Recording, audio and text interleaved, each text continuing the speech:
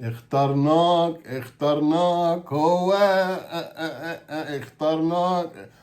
اظن الراجل الهندي اللي شبيه الرئيس الراحل الله يرحمه حسني مبارك مكسر الدنيا، وقاعد يرقص وبتاع وشبهه خالص وترند رهيب.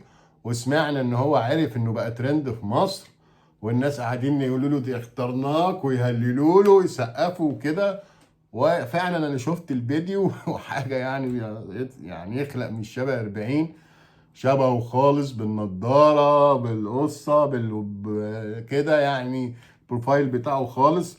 وسمعنا كمان ان هو مبسوط ان هو بقى ترند.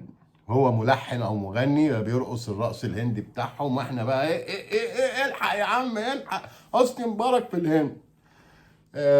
فسمعنا كمان انه هو هيجي قصر الكبابجي بالمطعم بتاع الكباب ده، اللي هو كيلو الكباب فيه ب 2000 جنيه ولا ب 2000 ونص.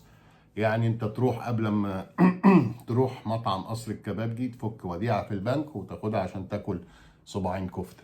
فالترند ده جميل، انا انصحكم انكم تشوفوه الفيديو اللي هو حسني شبيه حسني مبارك الهندي، وهو دمه خفيف بيرقص رقصتهم بالزي التقليدي بتاعهم.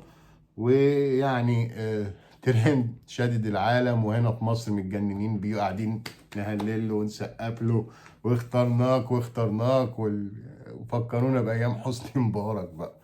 يلا كل سنه وانتم طيبين. ده كان فيديو خفيف كده ولطيف عن المغني او الملحن الهندي اللي هو شبه حسني مبارك الله يرحمه.